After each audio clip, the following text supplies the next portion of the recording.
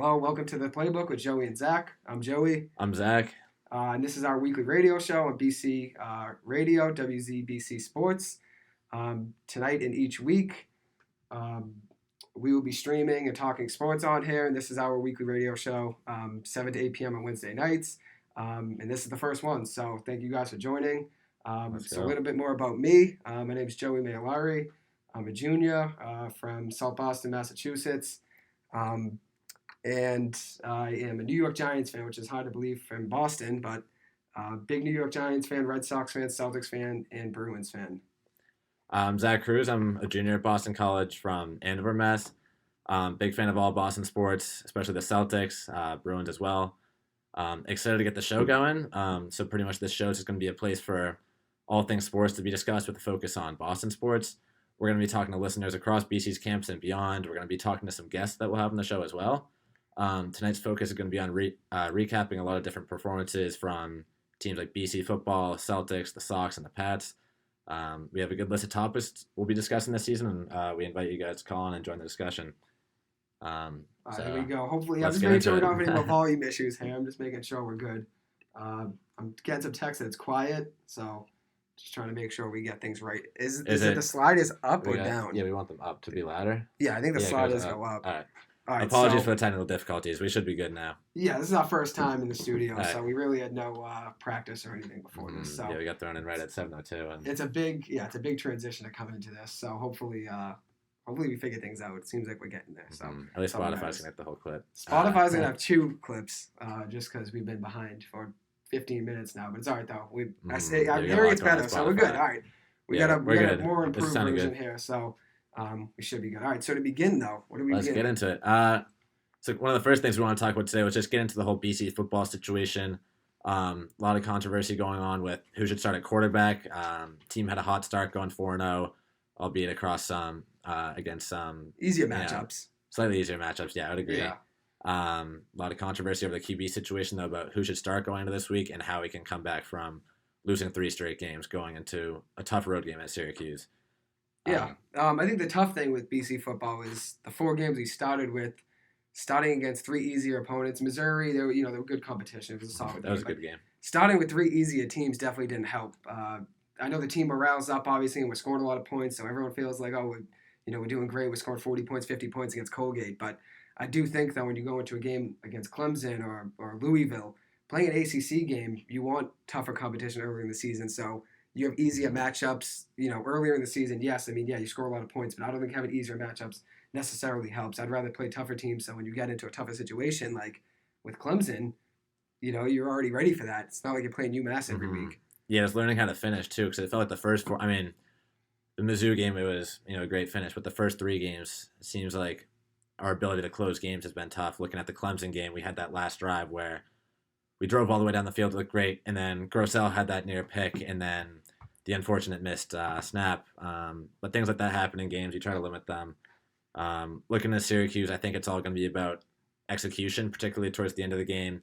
And limiting the run game has been a big theme for this BC defense, giving up about 330 rush yards last week. It was tough. So I think that's going to be a key coming into the Syracuse game. They got the running back, Sean Tucker. He's one of the best in the nation right now. He's got over 1,000 rushing yards already on the season through 7 games. QB Garrett Schrader's had a solid year. He's good. He can move well within the pocket, throw the deep ball pretty well. So I think BC defense is going to have to keep playing well like they have all year. And it's going to be important for them to limit turnovers in offense as well. Absolutely. Yeah, I think the tough thing with BC's defense is the rushing defense. After that Louisville game, I think Louisville had 331 yards on the ground, so they got a lot of yards off of quarterback keys from Malik Cunningham. He's a great quarterback in Louisville, so he's going to get his yards every game, but you got to limit that. He can't have 100 and what do you end up with? Let me see. 133 yards on the ground and 3 touchdowns rushing. And then you look at their other running backs in Louisville, Cooley and Mitchell, they had 112 and Cooley had a 67, great game. respectively on the ground, both of them 112 and 67 rushing yards. So, BC's defense, we got to get to pass rush too. I think it's the defensive line. We have a lot of talent there. It's just, I don't know if it's more of a technique thing. I don't know if it's more of, guys being wide open down the field so the quarterbacks don't have to hold it for long enough so the defensive line has no time to get in there since the quarterback's getting it out quick. I don't know what the issue is, but, we're currently dead last in the ACC in sacks right now, which 14th in the ACC with I think we have 8 sacks or 7 sacks, which is Mm-hmm. tough We've through had a lot of 7 weeks with no games. sacks. It's tough. Through You 7 got to get to the games, quarterback if you want to win some of these games, absolutely. I think especially going against a Virginia. team like Clemson, Yeah, Louisville, yeah, you can't have. I NC think State. Virginia is second to last with 13 or 12 or something. We have dead last with 8, so it's a big difference. I think 4 sacks. I mean, you go from 14 to 13. I'm not 13. It's not that big of a difference, but I'm saying 4 sacks. We only have 8 on the season, so 4 is actually a big difference. So that's the thing. I think we gotta get some defensive line pressure. I feel like when we play in Louisville, at Louisville, it's a tougher game. So I'm not going to say, if we played at BC, it would be differently. But at Syracuse, we've actually played very well over the years. We've actually been We putting up have 45, 50 points against won the them. last couple of years pretty well. Last year was a close game. I think 16-13 was the final score. Yeah. Almost a trap game. Got lucky to get out of there. But I think this year, both teams are looking a lot better than they did a year ago today. So Syracuse, we definitely got to watch out. I think limiting turnovers is going to be the key. You see a guy like Dennis Grosel, who threw 2 picks last week, and he's had 5 over the last 3 games. I think the key is going to be kind of putting him in a scheme where he maybe doesn't have to make some of these deep throws, and maybe some of the comments that Jeff Hafley made over the weekend after the game, that he's got to really figure out whether it is Grosel or whether it's him not putting him in a place to succeed. And it sounds like, based off his comments yesterday when he said he had to think about it hard, but it ended up being an easy decision for him to declare this week's starting quarterback. Although he hasn't revealed it, it seems like he's going to keep with Grosel. So I think that's definitely a key. It's going to be limiting turnovers and kind of playing to his play style this weekend. Yeah, absolutely. I mean, I like Grosel. He's a tough guy, and yeah, I'm a big fan of him. He's a backup quarterback. He's a good backup quarterback, but I do think, if you have a better quarterback, whether it's a freshman or it's a sophomore, whatever it is, it doesn't matter the year in the end of it. I mean, if you have a better option, maybe you give it a shot. I know it's tough during the season. That's definitely tough. Grosel's been handed the ball now the last 3 seasons with injuries to Anthony Brown 2 years ago, and then Phil Dracovic the last 2 years with injuries. Mm-hmm. So it's definitely tough, to be handed the ball mid-season. But I like him. He's a stand-up guy. It seems like he's a great leader out there. But if you have a better option, maybe you roll I still with think it. he's one of the better backup quarterbacks in the nation. I'll stand by that. Definitely. And he's a tough guy, too. He gets killed out there a lot of the time. He's getting hit, and he's on his back for half the game getting hit. And he finds always finds a way to hang in there. Absolutely. I mean, it seems like, for what it's worth, just to be thrown in, especially in a big game last year against Clemson and coming in on 4th and 3 and throwing a zip right over the middle for a first down, it was great, though. That was awesome. The 4th and 3 came in. He looked great on that throw. So hopefully, hopefully he hangs in tough, too, against teams like Mizzou. Even Clemson was close. He hung in tough till the end. Absolutely. But I think if we're looking at potential backup options for this weekend, guys that I think could make a start, I do think, based off Hafley's comments about how the decision was easy in the end, I do think he'll end up rolling with Grosel. But I think if we were to go with a different option, I like Matt Ruiz out of Ohio, redshirt freshman. He's Matt Hasselbeck's cousin, actually. He's a pretty quick thinker. He makes good reads. Supposedly he can move well, and he turned a lot of eyes over summer camp. 6'4", good pocket passer as well. I think he could be a solid option moving forward to the team. Yeah, absolutely. I think having last year be, COVID year, it's definitely tougher for, younger quarterbacks to even get time in training camp, since it wasn't really a training camp, it was a summer camp. So him having an opportunity this last spring and summer to get some throws in, obviously, and now during the season, I'm sure he's getting a lot of reps in practice, since, it seems like we could be making a change. We might not be making a change. Who knows? But at the end of the day, I feel like whoever's the best guy to go with, you go with. Especially now, since we were 4-0. So now losing, what are we, 4-3 now? Yeah, so 3 in a row. Losing 3 straight games, something's got to change. Whether it's you change quarterbacks, you change technique. It's not always just one play thing. Style. There's a lot of things that you go never into winning and losing. Absolutely, there's a lot of things that go into winning and losing. And I feel like right now with BC, you have so many playmakers. You got to get the ball. Zay only had 4 catches for 43 yards last week. Zay Flower is great. Yeah. Great receiver. Incredible He's one of player. the best in the country. He's unreal. You got to get him the ball. CJ Lewis had a great year last year, and I don't really know what's going on with him. Maybe he hasn't touched the ball too much this season. He's been injured. I remember, but yeah, he's been hurt. I think he played earlier in the season, like first he 2 was or in 3 against games. Mizzou. First 2 or 3 games, didn't touch the ball too much. We have a lot of weapons you got to get the ball to. From last year to this year, you have great growth in guys like Patrick Garwo. He's been playing great. He's looked awesome every time the ball touches his hands. Sinkfield's a great transfer from West Virginia. We have so many guys that you got to get the ball to, and if there's a certain guy holding you back, whether it be Grosel or not, I do like him as a backup, as I said. Something's got to give. Something's got to change. I think the key is, too, you look at a lot of these games, especially particularly the NC State game a couple weeks ago. Although the final score was 33-7, that game was a lot closer than the score showed. Even though BC kind of lost energy in the second half, it felt like there was really 3 plays I thought that changed the game. There was that blocked punt, or the dropped punt that turned into a touchdown. Awful. And then NC State had 2 huge throws over the top that easily could have been, stopped. Deflected, yeah. I mean, you would hope. Deflected away. Their first touchdown of the game, too, I thought was going to be broken up by Elijah Jones there. Tough play, but it's all right. I think it was just a few plays that kind of swung the entire game in their favor. But play by play, Garwo had a solid game. Grossell played solid. Just aside from a couple of turnovers, I think we were right there.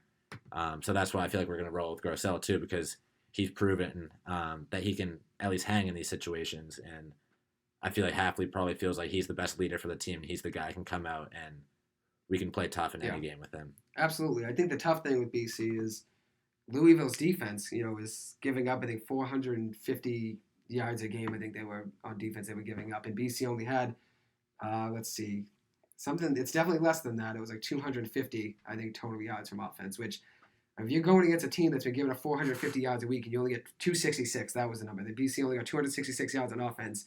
That's 200 less than Louisville gives up in a given week. It's just, you got to move the ball down the field. Then on defense, we were talking about pass rush and defensive line. We're dead last, as I said before, in defensive sacks this season.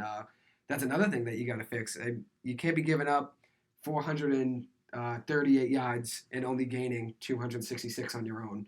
It's just, you're never going to win too many games it's not like sustainable, that. yeah. To only lose by 7, got a lot of weapons going deep, too. True, that's the thing. You got Zay Flowers going a lot of deep routes. And Jalen Gill, I think he should get more involved. He only had 6 receiving yards last week and 4 receptions, which, he's a speedy guy, too. I think he can move just as well as Zay, and it seems like we haven't been using him as well as I would have hoped this season. I'm a big Jelani Galloway fan, too. I'd like to get him the ball also. He can go up and get it. And then, Travis Levy out of the backfield. It's another guy. If you don't got him downfield, just dump it off to him. You know what I mean? He's not a bad pass catching running back. He's really good. I'd use him more than we do actually right now. But that's the thing. I think defense will be the biggest question. I know offense with the quarterback situation, everyone's talking about that. But I feel like the defense, though, giving up 438 yards, you're not going to win many games, no matter who you're playing. Yeah, we got to fix the run defense. 330 rush yards from Louisville last week. Yeah, and 130. That's tough, especially when we want to go a team against Pitt, Wake Forest. Not that we're playing Pitt this year, but there's a couple of strong ACC teams. There's always guys in the ACC that are killer running backs that have made it to the NFL and beyond. Absolutely. Speaking of those teams, Pitt, Wake Forest, I think. Yeah. Who are you thinking is going to take the ACC? I'm going to go with Pitt. I'm a big fan of Kenny Pickett, the quarterback. He's had a great season. I think, let me get his stats right here. I think he's had 2,236 yards on the season with 23 touchdowns to 1 pick. So that touchdown to interception ratio is great. He's completed 69% of his passes. They're 6-1. They're ranked 17th in the country, and just beat Clemson this last week. I'm going to roll with Pitt. They're great on offense, great on defense. I know before the season everyone was still rolling with Clemson and Pitt. If you picked Pitt before the season, you bet on them. You'd be making a ton of money right now, since everyone was probably going with Clemson, I'd imagine. So I'm gonna roll with Pitt though. I do think Wake though is a great team too, but I think Pitt takes it. I think Pickett's the better quarterback. It's definitely one of the best in the country. He's had a big breakout season. I'm gonna roll with them. What do you think? I'm actually going to roll with NC State, and I say that because I think they have one of the biggest tantalizing running back duos in the NCAA. Devin Leary is a solid quarterback. He can move well. He can throw the deep ball. They've had proven big wins, Clemson, a couple of the big road wins they've had throughout the season. You saw what they did at BC. Even though it was a close game, they have a couple explosive plays. They had that special teams touchdown. They had 2 huge 60-plus yard passing touchdowns on us, and BC, as a defense, we pride ourselves in our passing defense. Obviously, we're not very well known for rushing defense. But passing defense has been extremely solid this year. And if they were able to make those plays over us, I think they can beat anyone. Absolutely. And I really think that when it comes down to winning the Atlantic side of the division, NC State will take it over Wake just because we've seen more out of them. We've seen them in bigger road wins. And Wake, we haven't seen so much yet in kind of bigger games against teams like Clemson or Pitt. You see Wake last week, 70 points. That was incredible, putting up an Army, but they also gave out 56 to that offense, which can't let that happen. That's not a good sign. Still win the game. Sam Hartman, though, great QB, easy Heisman candidate, I think. Absolutely, yeah, he's great. But yeah, I'm rolling with NC State. Can't go 56, though. That's tough. But I mean, at the end of the day, I think Pitt, though, I'm going to roll with Pickett. He's had a great season. As I said, he's a fifth-year senior. Before the season, before the 2021 season, he was a career 60% passer with 2,500 yards total per season on average with 13 touchdowns, 8 picks. And then you look at this season, he's, as I said before, 23 touchdowns to 1 pick. So he's definitely played his part. And having a veteran quarterback that is a fifth-year guy now, it definitely helps, against ACC teams for sure. And then, who knows who else they play, the rest of the season. I think having a guy like that, someone that's been there before, definitely has played a lot of snaps. Very experienced. He's a lot of playmakers around him too. It's not just him on that team, but yeah, they got a great offense, Pitt, this year. Absolutely. Just having a quarterback though, it's a 50-year guy that is very experienced. That definitely helps. And as you said about incredibly accurate BC's passer, very smart. absolutely, Makes quick reads. for sure. And as you were saying about BC's, pass defense, I mean, the secondary, we got a lot of playmakers there too. We got to make some plays, and I think we had 2 picks last weekend against Louisville. So yeah. they're made making a some couple plays. Forced a fumble in there too. Absolutely, yeah. They had a couple big swings on defense. Yeah, Nature's been playing great. He's a beast. He's had a great season. You got to get the ball though, out of the quarterback's hands quicker. So that comes from the pass rush. You can't give all day to throw. That's the issue. So especially a guy like Malik Cunningham too. He tore us up on the ground. Yeah. Anytime he had time, he could scramble out of the pocket and run for 25 yards. He had a couple rushing touchdowns as well. So he's great. I've been a big fan of him since the start. Since the start, yeah. So I was a big Lamar guy, obviously Lamar Jackson, and once he was gone, he came in a couple years after because it was a turnover within there. They had a couple quarterbacks in between, but Malik Cunningham though very similar. He runs a ton, can throw.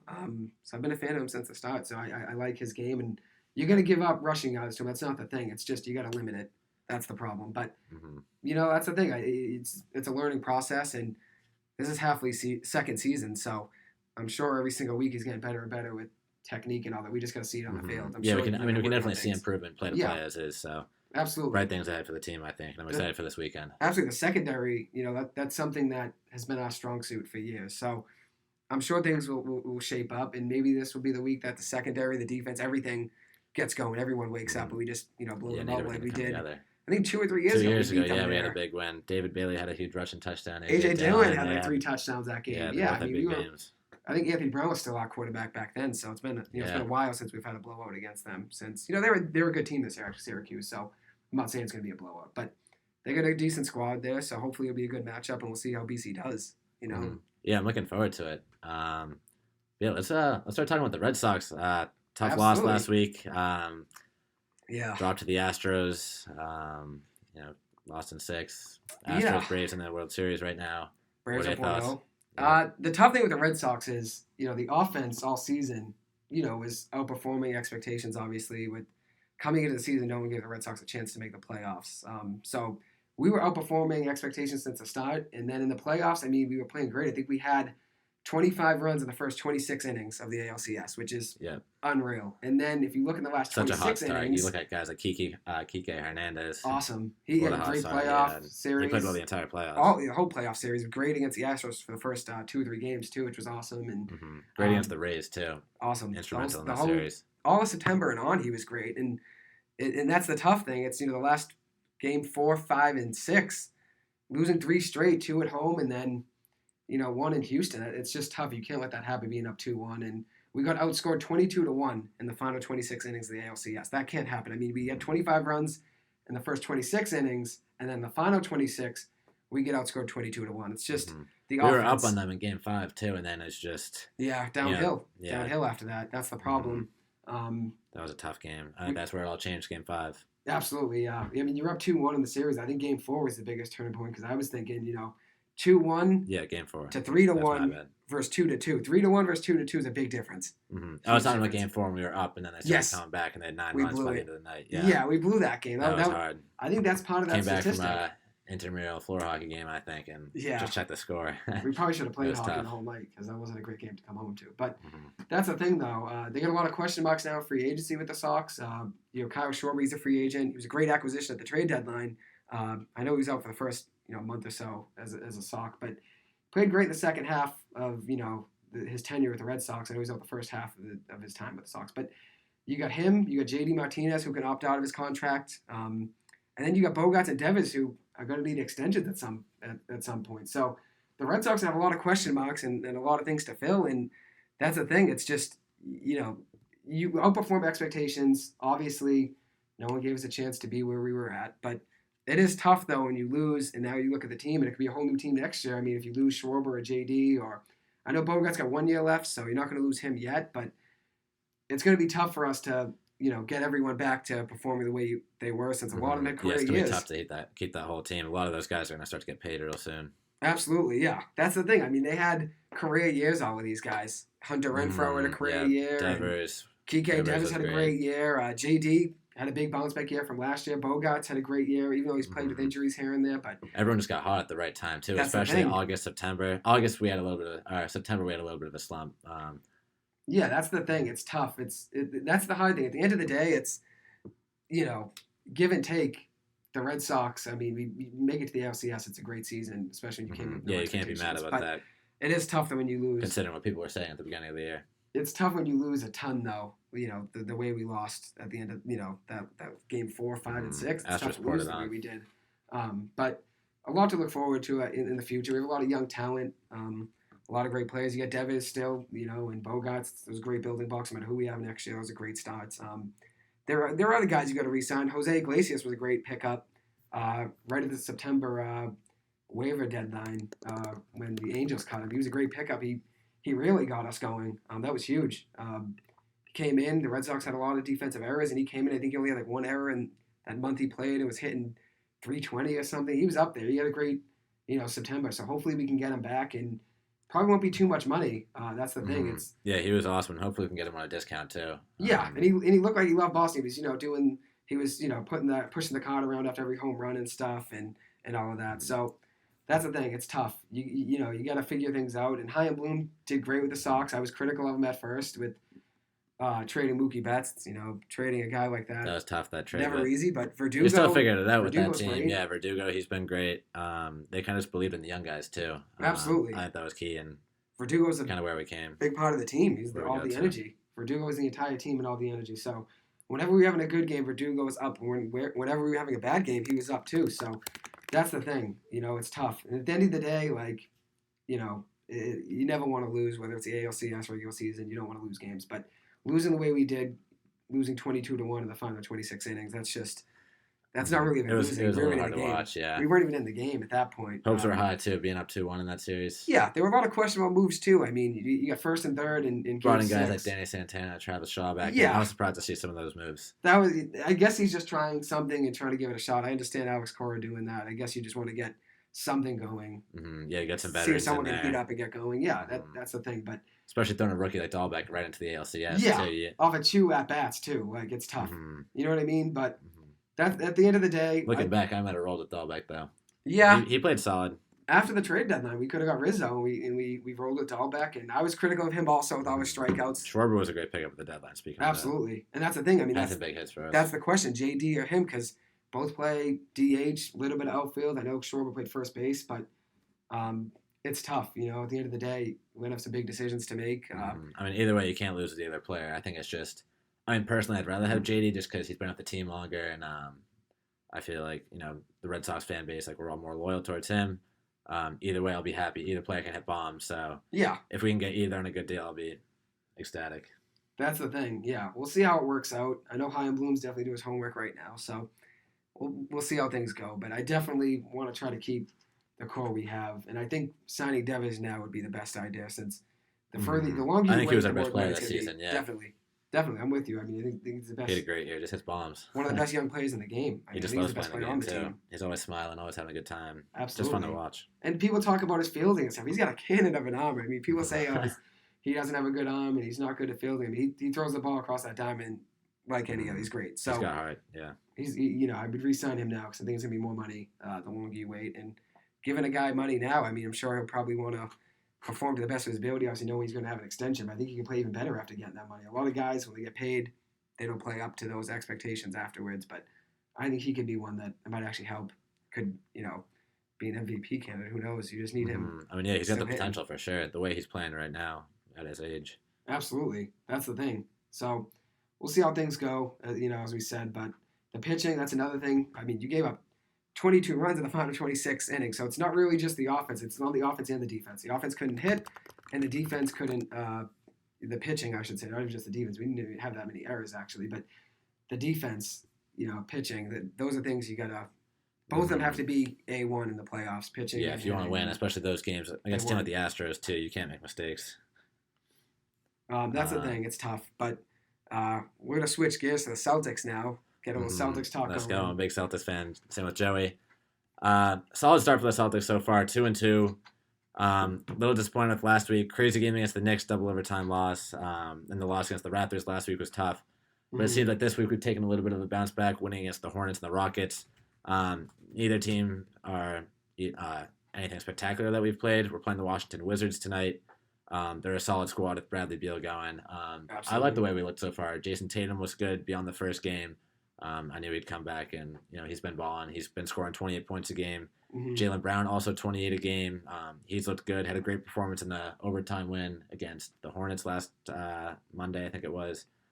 So really excited for the team so far. A lot of young guys too to look out for. Pritchard, Neesmith, and Langford I think will all be great. A ton of young talent on that team. Robert Williams, I mean, he looked great the first game. Such a high energy guy too. Against the Knicks, he had 16 points, 45 minutes. That's another thing. We were holding him back for the last 2 years, giving him 18 minutes a game. 18 minutes a game he averaged last year, so 18.9, so 19 minutes a game. 13.4 in 2019, and then 8.8 in 2018. So we were holding him back, and now this season, he had 45 minutes the first game of the year, 28, and 36. So he's getting a lot of time out there, and in the time he's getting, he's been playing great. He had 16 points against the Knicks with 10 rebounds and 5 blocks and 3 steals, 3 assists. That's great. And then against the Hornets, the other night he had 12 points off 5 of 7 from the field. That's great, with 16 rebounds, 4 assists, and 3 blocks. I mean, he's putting up 3 blocks. He's had at least 3 blocks in 3 out of the 4 games. So 5 blocks, 3 blocks, 1 block. Such a high energy player too. When you watch him, I think he just fires everyone up on the court. The way he gets up in the air just absolutely sends the ball back. Great rebounder too. Always hustling back and forth. Always going up, catching alley oops. Yeah. Such a hustle player. I think he really kind of embodies what we need on defense. And he's kind of like a great second piece to Marcus Smart. A couple other things I'm excited about for the team too is a lot of the additions we made over the offseason. Guys like Schroeder, got a great deal for him. Big fan of him. Josh Richardson. He's been all right the last couple seasons, but when he used to play for Miami, he was a great player. I think he's a great versatile wing that we could use. Great defense, solid shooter, athletic. He can drive. I think he's a great backup for a guy like Jaylen Brown. Also excited that we brought back Al Horford, obviously a great team leader. I thought kind of in the way we dropped off in the 2020 season, a lot of that had to do with the lack of leadership. It seemed like in the locker room we just kind of fell apart, especially towards the end when the league went to the bubble. And I think bringing back a veteran like Horford that he's proven leading a team like the Celtics, bringing him back really excited me because I feel like now we kind of have a direction, and him alongside with the new coach will really help us kind of figure out how to win big games and hang in everything. Because last year we were a little inconsistent, which in a lot of part was due to the inconsistency with the roster. A lot of injuries, a lot of guys getting COVID. But hopefully this year we can find more consistently and have kind of a solid presence and, go at it every night like we're used to seeing. Absolutely.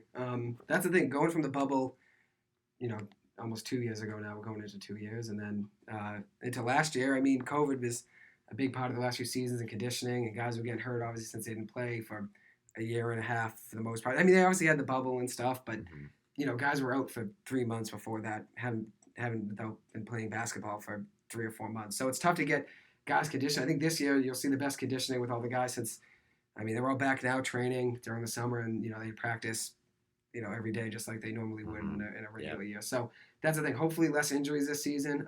I know one thing with Jaylen Brown, I know he's out the other night. I have a statistic here. The Celtics, plus 19 when he's on the floor and minus 45 when he's off. So wow, Jaylen Brown, he makes a huge difference. He's so consistent too.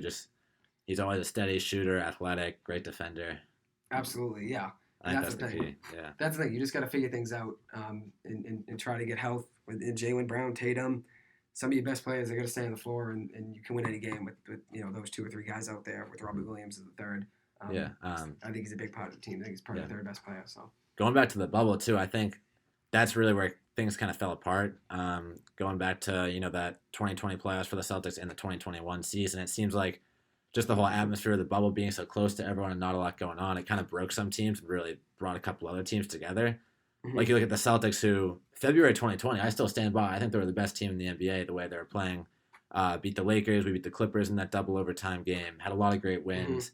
Tatum was scoring like 35 points a game over that stretch. That was his first time making the All-Star game. Jaylen Brown was playing great. We were hanging in all these big games.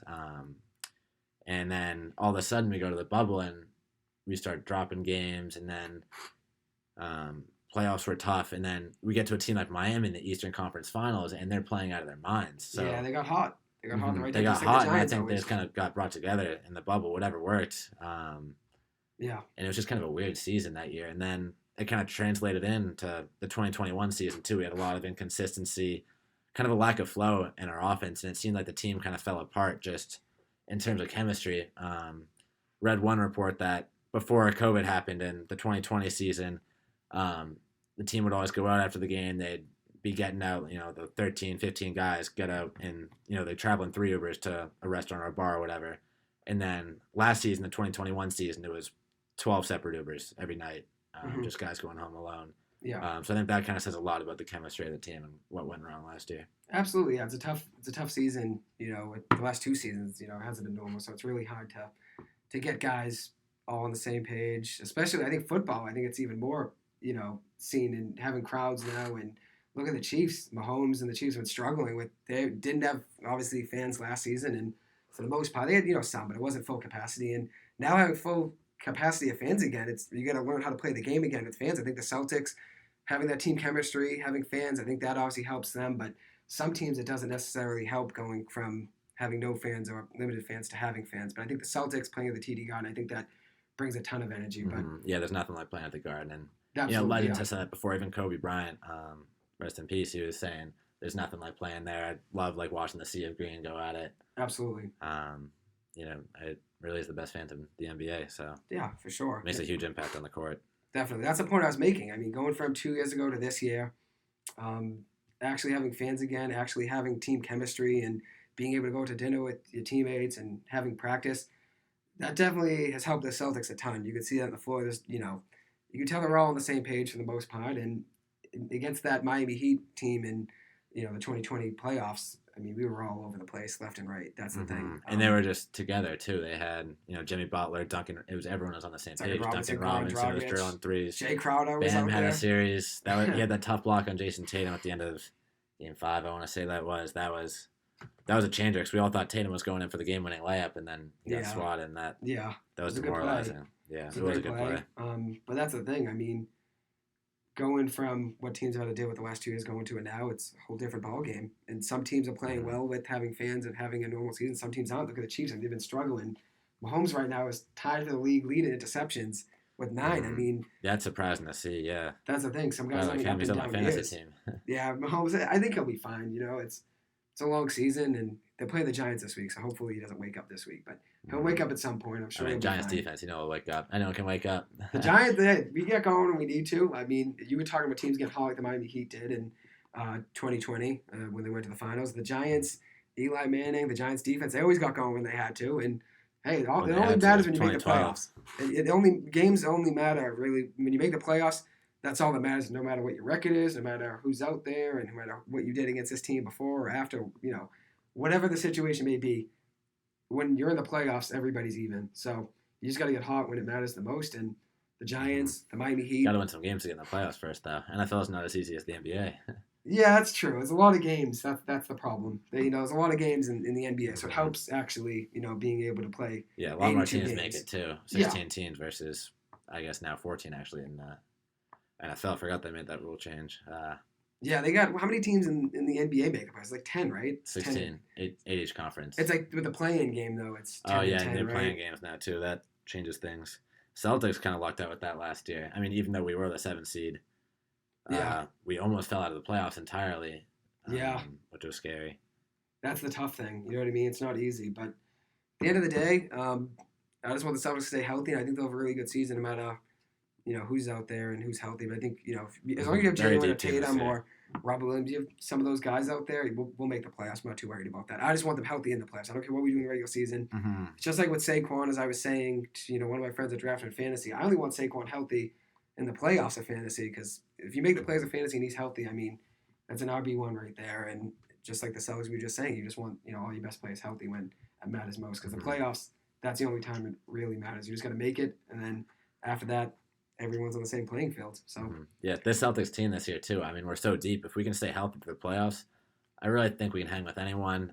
Brooklyn Nets, obviously, you got their big three over there. I think if they're fully healthy and they're all on the same page, they're as much as I love the Celtics, I'm taking them in a series as most people would. But anyone else in the East, I think we can take. You got Jason Tatum. He's been getting better every year, putting up almost 30 points a game this year. Yep. Jaylen Brown too, having a great start. The stat you threw out there, how big of an impact he's making on the court, and then the rise of some guys like Peyton Pritchard, Aaron Nesmith. I think if they can evolve into what they could be this year and take a big step in their second years, I think we could be a 3 seed, 4 seed, and hang with anyone. Yeah, I think Romeo Langford. I think it's a big breakout player right there. If he stays healthy, I know he's already had injuries, and we're only 4 games into the season. He's already had injuries, but I think Romeo Langford stays healthy. I think put him on the floor 25, 30 minutes a night, he's going to make an impact. He can give you 12 to 15 points a game. I truly think that if he can play, a full season and stay healthy, I think he could average 12, 15 a game, give you 6 rebounds, few steals. I mean, he played great in the playoffs last year against the Nets. So yeah, great defense last year in the playoffs. that's my breakout player of the year right there. If he actually they matched him up on KD a couple plays, and he looked solid. He was bodying him a little. KD can still shoot, but I mean, he's long, he's athletic, he can hang with guys. So I think that's the key. And I mean, his shooting's been getting better year over year.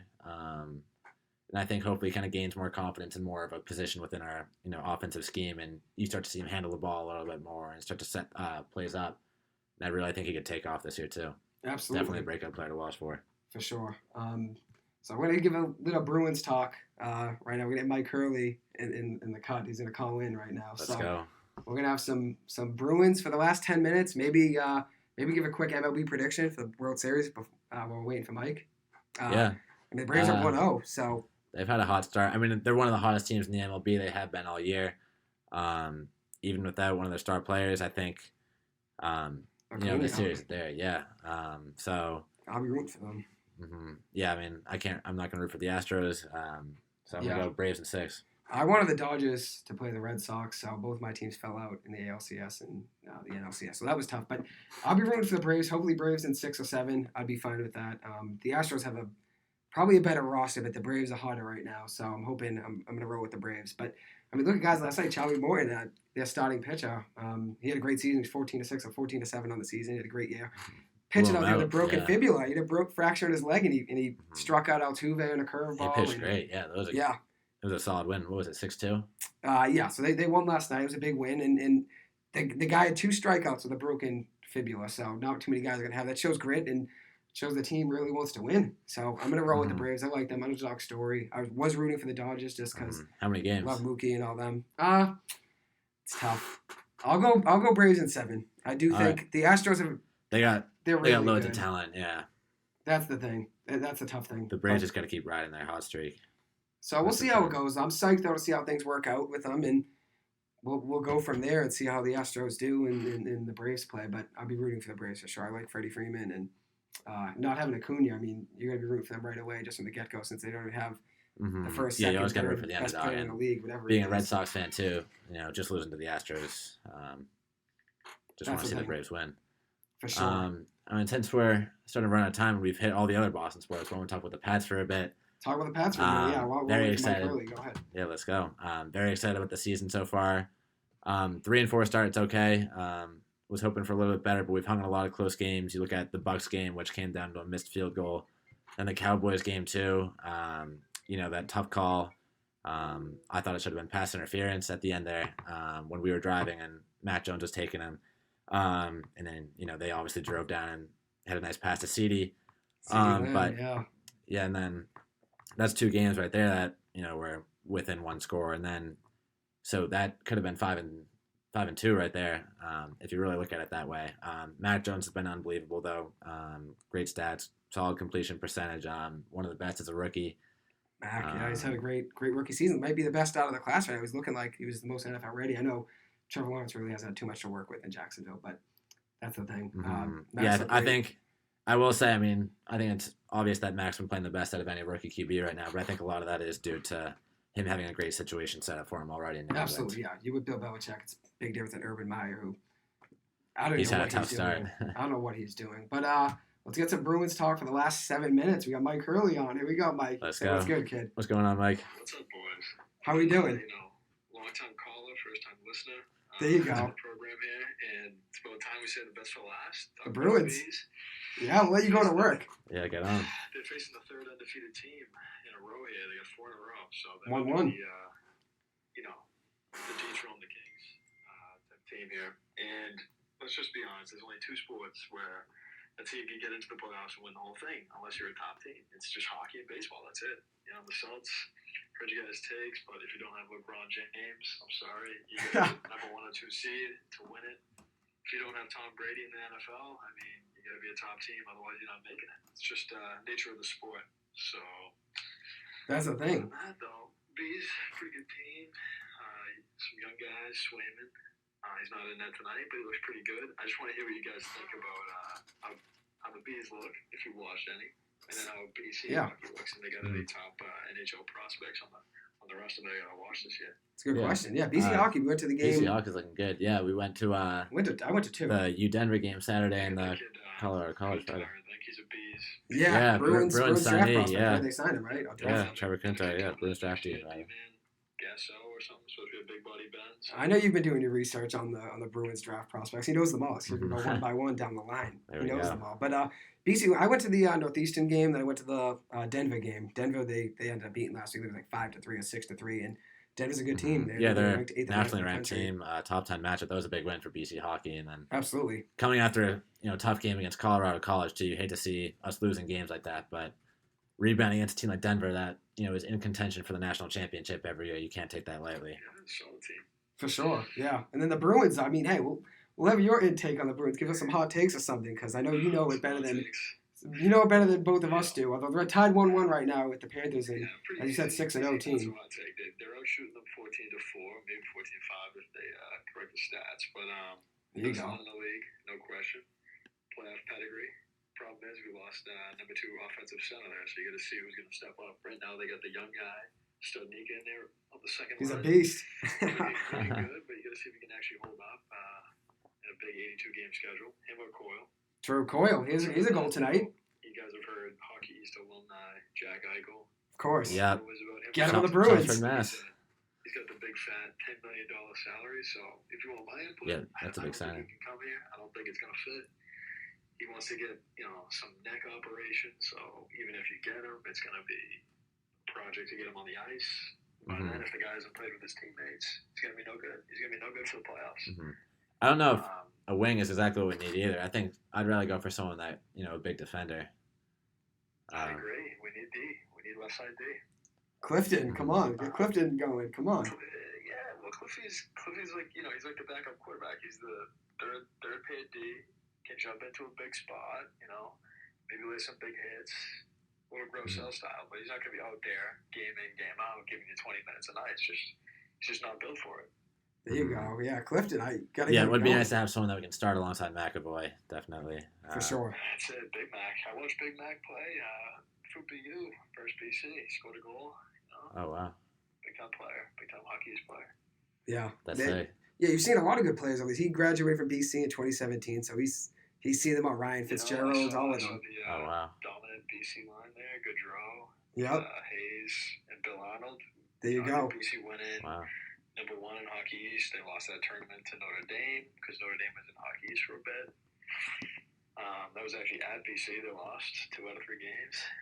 And then they lost in the Frozen Four. I forget what round, but kind of an upset. I think they lost in the 8 teams left. Yeah, they lost Denver or something. I don't know if they call it the Elite Eight in hockey. I think that's just in hockey basketball. But they lost. They lost to a good team though. So, and Ryan Fitzgerald was on that team. Once you get to that tournament, every team has a chance of winning in hockey. Exactly. You just want to make the playoffs. Mike knows that. He knows. But hey, here's the thing. You saw I picked Roberts to go 2 rounds last year, but even for me, big fan, want the underdog to win. Always the underdog to go past the first couple rounds. For sure. That's the thing. It's tough. Run into some real NBA talent, real NFL talent. Yep. Cincinnati, good little story, but even if they make the college football playoffs, they get blown out. Put them against Clemson. Yeah, if you put them against Alabama, I mean, you put them against Clemson. Most teams besides Alabama and Georgia right now, you throw against Bama. It's over after that. Yeah. Mike is famous though for predicting correctly Oral Roberts winning the game against Ohio State, and also who did they beat the second? Florida or Arkansas? Who did they beat that second game? I forget that. I think it might have been Florida. I think it was Florida, and they lost to Arkansas. Yes, he correctly predicted in his bracket both of them Wow, winning. that's it. Congrats. A-Smith, come on. Yeah, I think it was, 10,001 chance maybe? Or, Hey, you had both. You should have put some money on that. something like that. When we were reading about the teams or whatever we saw, they said this kid A-Smith drills threes is how they described it. So me and him were all in right away. Right, this team's gonna be nasty. We watched them play. They honestly could have. They stayed alive. I mean, watch out. They honestly could have. They were one of the best teams in the tournament. Truly, like they actually could have won it. They got hot at the right time. Sports fan, I gotta say, I don't know what's more disappointing: the fact that BC football is lackluster this year, or BC basketball is just irrelevant. Yeah. I mean, we'll have to see how basketball goes. I think the new coach, Earl Grant, hopefully he can kind of turn the culture around. BC football has been tough, though. Yeah, I still BC believe in football's both. been struggling, in the last few BC's games. wide open; they can't get in there. Give us your take on Gross out real quick. We got a minute, so give us your take on Gross out. What do you think? I don't want to I'll pull the punch. He's a good guy, good teammate, definitely energy guy. Yep. Comes in at Clemson, ice cold, throws a dot, on that fourth down conversion. We needed it. But that was last season. This season, he's just not shaping up. That throwing game is taking a step back. Kind of looks like an Landazio offense out there. We just handed it off to Big Garwo every time. Garwo. So, I don't know. I think what we need is Hafley just needs one or two more recruiting classes. And I'm kind of with you guys. You got to see if he's got a guy that he likes, a young kid. Get him in the game, see if he can play. If not, go recruit hard some other guy, because he's been able to bring in some nice transfers. A couple of them made the NFL last year, I think. Yeah. Oh, yeah. That safety we had, linebacker. Yep. Mm-hmm. Yeah. No, Yeah. We have some talent for sure. Yeah, we do for sure. It's recruiting. Recruiting gets you over the top in college sports. For sure. Especially Starting to see that come up a lot now, too, football. with Hafley. Football's such a big team. You gotta have some guys. Mm-hmm. Gotta have talent. Football's looking especially good, though, ACC. in terms of recruiting. Yeah, we got a top 25 class right now, which, if it ends up being like that, I think that's the first time ever in BC history. So For sure. Yeah, that's the thing. I mean, he's been watching BC football for just as long as my dad and family has. Georgia's defense got 9 5-star recruits on it, and the whole Yeah. Pac-12 has 9 5-star recruits. Georgia, the That's dogs. nuts. Those guys, but within the ACC, you gotta gain some ground on Clemson. Yeah, that's it. The dogs, they're Mhm. good. He's been a big Georgia fan for a while too. Mike, he knows where the best teams are at. He knows. He has the eye test. He knows what players are good and what players aren't always. J.R. Reed, it's another one. Come on, Georgia. Beast. Absolutely. Looking up with DeAndre Swift, if you guys play a little fantasy football. Of course. Yep, Adam his rookie year. Number 2 back out there, and all of the land behind Yeah, D. Henry. D. Henry. Yeah. So. Another beast. He's been crushing. They got a it. lot of big NFL players down there. Running back. Yeah, they got.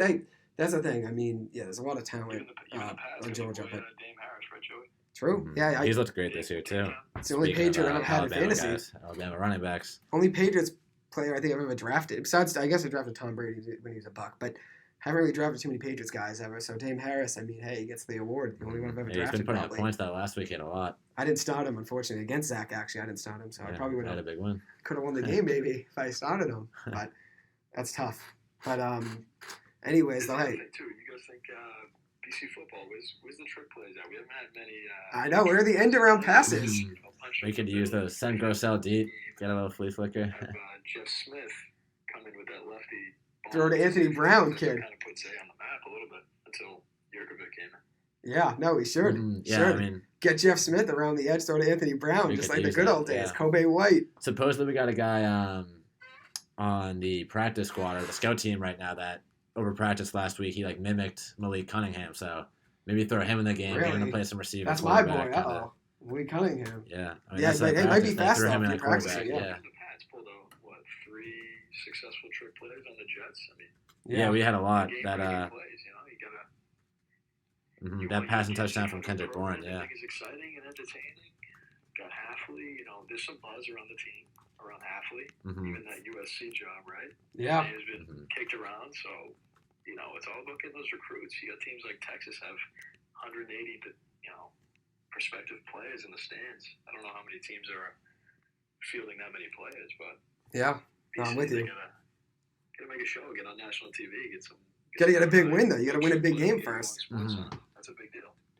You got to win a big game though in order to get on SportsCenter and get the game day and everything going. Your college game day is not going to come if you're 4-3. So you got to win some But games. Citadel's got a famous option that they ran down the field against Alabama. And Hey, he's 10-10 at half. They had some players. Yeah, for sure. Now you know your eye test. You know what teams are good. Even the smaller teams like the MAC. A little flash, a little sizzle. That's it. Football needs a little sizzle. He called into Felger Mass last year yeah. and said the Patriots should trade Gilmore and Harry, both of them when they were the top of their, what you would have gone for them, the max value. Max value. He said to trade them, and then both guys, Felger and Mass, both said absolutely not, like you're nuts. You should call that back in. Go tell them what's up. Yeah. Run it back with them. The T. Higgins draft there with Burrow. Yeah, I remember you saying they Patriots got to go T. How many Patriots fans would rather have T. Higgins than who's that guy? Kenil Harry? Yeah. Nikhil Harry, yeah. Nikhil. He's just saying it to mess. He's just saying the name to mess around. He doesn't like him. Not a big fan. But anyways, Mike, thank you for coming on. Appreciate it. We'll have you on again for sure. Have you come on with some Bruins talk? Any team you want? Anything you want to talk? NHL, MLB, NFL, anything. Yeah. We'll get you going with it. But hope you have a good night. Thank you for coming on. We'll Yeah, definitely thanks for have you on coming again. on. Appreciate it, Mike. Boys, keep it up. Keep it up. All right, Celtic kid. Thank How we you. going? We'll see you later. All right, take it easy. Peace. All right, and it's just about 8 right now, so we're going to start to wrap things up. But thank you so much to everyone who listened and stuck with it, and we're excited to get this thing going for the season. Thank you guys for listening to the Playbook with Joey and Zach. We'll be back on WZBC Sports Radio next Wednesday night, November 3rd from 7 to 8. We invite you to listen and join us again then. Thank you. And I got a quick few shout-outs to give. Shout-out to the O'Malleys, my boy Steven, Madison, all my family and friends who were listening. Thank you guys. Really appreciate it. Definitely have you guys back on again Same here. Next week. Then you can My give boys your back home are on, so yeah, appreciate my boys back home, family. So thank you everyone for listening. Let's go. That's it. We're excited for next week. Thank you guys. Thank you guys. Have a great night. Appreciate it. Stay safe, stay well, and definitely have you guys on again. Thank you.